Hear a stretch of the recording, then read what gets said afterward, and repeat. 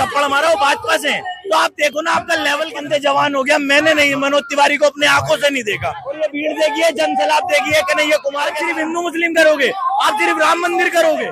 उनसे बड़ा झूठा आज तक हिंदुस्तान के इतिहास में प्रधानमंत्री खड़े होकर मन से हिंदू मुस्लिम कन्हैया कुमार के साथ हैं। क्यों करें?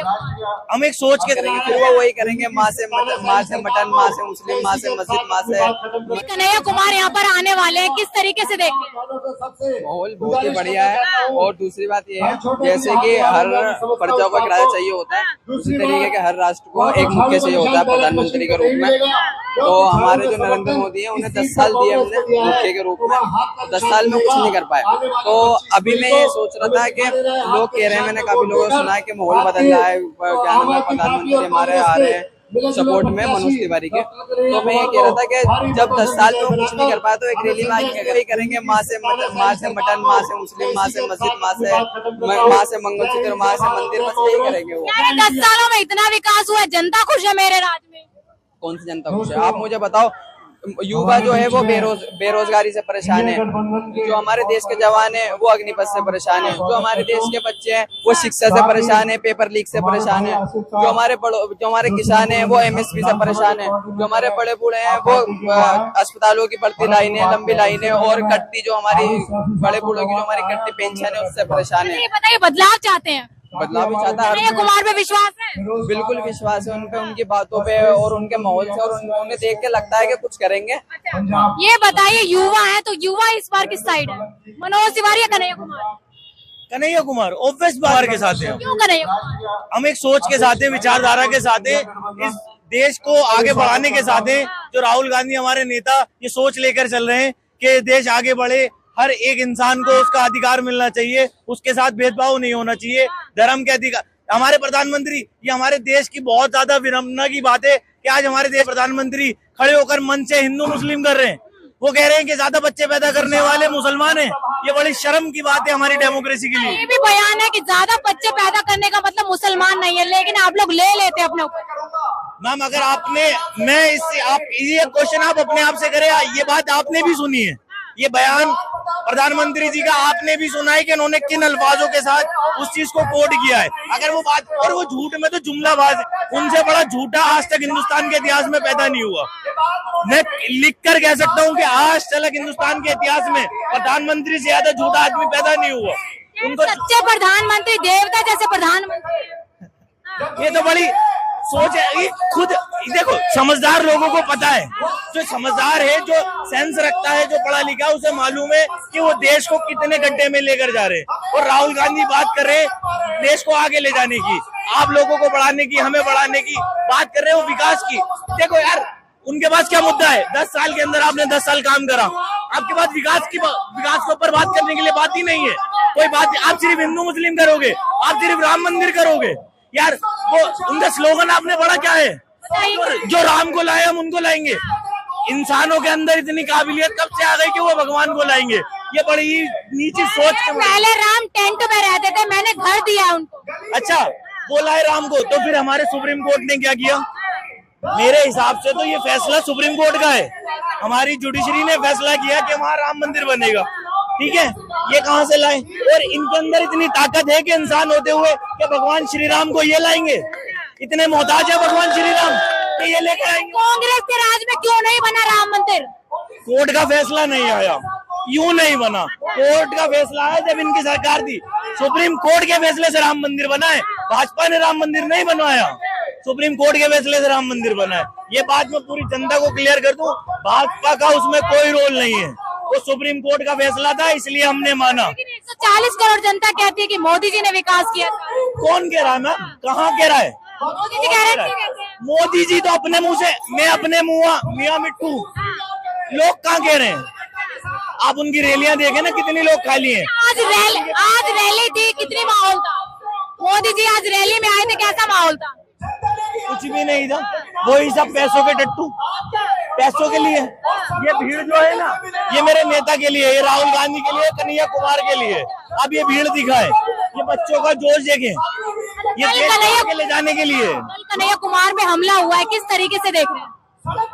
बिल्कुल निचले दर्जे की बात है। ये बिल्कुल निचले दर्जे की बात है कि आप इस चीज पे उतारू हो चुके हो कि आप कैंडिडेट को जाकर थप्पड़ मारोगे, और वो भाजपा से हैं, वो भाजपा से हैं, वो भाजपा से हैं।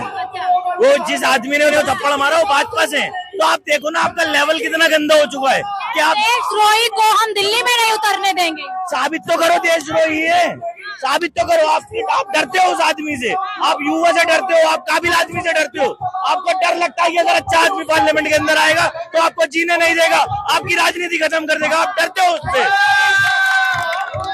टक्कर देंगे क्या कन्हैया कुमार मनोज तिवारी? टक्कर मैम कोई टक्कर ही नहीं है, एक तरफा कन्हैया कुमार, एक तरफा भीड़ नहीं है। मनोज तिवारी के पास लोग नहीं है, अपने साथ चलाने के लिए लोग नहीं है। और ये भीड़ देखिए, जनसैलाब देखिए कन्हैया कुमार के साथ है। ये बदलाव तीसरी बार दिल्ली की जनता मुझे ला रही है, तीसरी बार दिल्ली की जनता मुझे ला रही है। ये सपना है उनका, वो रिंकिया के पापा ही करते रह जाएंगे। ये सपना है उनका, वो रिंकिया के पापा ही करते रह जाएंगे। कहीं से भी नहीं आ रहे मैम, कहीं से भी नहीं आ रहे। वो सपने में भी जीत नहीं पा रहे, नॉर्थ ईस्ट को वो सपने में भी नहीं जीत पाएंगे। रैली अभी जो कन्हैया कुमार आएंगे तो किस तरीके से देख रहे हैं? स्वागत करेंगे, भीड़ स्वागत के लिए उनके, ये उनके उल्लास के लिए, उनके आने पे उनका स्वागत होगा। फिल्मों में ही सही थे वो, फिल्मों में ही सही लगेंगे नाचते हुए। कह रहे वो पेशा है उनका पेशा ही है। चले आप एक बात बताइए, ये इस सीट से मनोज तिवारी 10 साल से एमपी हैं। इसी सीट के ऊपर दंगा होता है, इसी सीट के ऊपर दंगा हुआ ना। आप एमपी है, आपका कोई दायित्व नहीं बनता कि आप आए उस दंगे को रोके या उस दंगे के बीच में जाएं। आपके साथ कितनी सिक्योरिटी, आप उस दंगे के बीच अगर घुस जाते आप रोक नहीं सकते। इसका जवाब कौन देगा, किसकी सीट पे दंगा हुआ है? आज तक उन्होंने इस चीज के ऊपर नहीं बोला। वो क्या कहते हैं, प्री प्लान था। किसने करा भाई प्री प्लान? एमपी कौन है, जिम्मेदारी किसकी बनती है? यहाँ की जिम्मेदारी लेगा कौन, बताए ना आप। ये बताइए मनोज तिवारी कभी आप लोगों से मिलते हैं? देखने को भी नहीं मिलते मैम। मुझे तो 10 साल के अंदर मैं बचपन से जवान हो गया, मैंने नहीं मनोज तिवारी को अपने आंखों से नहीं देखा इन 10 सालों के अंदर। मैं पता था सांसद है यहाँ। नहीं, मेरे को मालूम है, सोशल मीडिया के थ्रू मेरे को मालूम है कि श्री श्री श्री महान मनोज तिवारी जी हमारे सांसद है, और मैंने उनको अपनी आंखों से नहीं देखा। मैंने जवान होते हुए मैं अपने बचपन से जवानी पे आ गया, मैंने मनोज तिवारी को अपनी आंखों से नहीं देखा। वो क्यों कहते हैं भाषणों में मैं जनता से मिल रहा हूँ, उनसे जनसभाएं कर रहा हूँ? जनता है, आप ये सवाल कीजिए ना, इनमें से किसी ने भी देखा होगा तो आप पूछिए मनोज तिवारी को। मनोज तिवारी किसी ने देखा? मनोज तिवारी को नहीं देखा, नहीं देखा। ये बताओ तुमने देखा? नहीं, आगे नहीं हूँ भैया। अरे हमने भी नहीं देखा, तो आपने नहीं देखा तो हमने कैसे देख लिया? मनोज तिवारी कौन है सांसद? हम नहीं जानते उसे, नहीं जानते। ये बताइए अभी कन्हैया कुमार पे कल हमला हुआ है, किस तरीके से देखें? हमला हुआ है, हमलेवार जो है ना पकड़े जाए और क्या है। देखो जी, जब हारते हुए आदमी के पास जिसको इस बात का पता चल गया, जिसको इस बात का पता चल गया कि उसका रोटी पानी हिंदुस्तान से उड़ गया, वो बौखलाए हुए। आप नरेंद्र मोदी को नहीं देख रहे, हमारे प्रधानमंत्री रोने के लिए तैयार है, रोने के लिए तैयार है।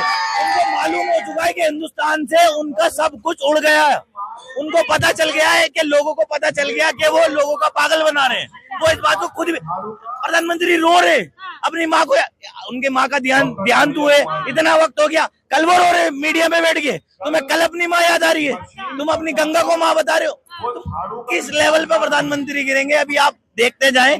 सारे चरणों के चुनाव तक आखिरी में प्रधानमंत्री कहीं लेट कर आप सबके सामने न रो दे कि भैया मुझे जिता दो, मेरी इज्जत बचा लो। अच्छा ये बताइए, यहाँ पर कल कन्हैया कुमार पे हमला हुआ, किस तरीके से देखें? ये हमला इसकी मैं बिल्कुल निंदा करता हूँ। ये हमला बिल्कुल बेकार में करा उन्होंने, उनकी हार निश्चित हो चुकी है, इसलिए हमला किया गया। मनोज तिवारी के आदमी है वो, मनोज तिवारी के बीजेपी के आदमी है, अच्छी सोच के लोग नहीं है।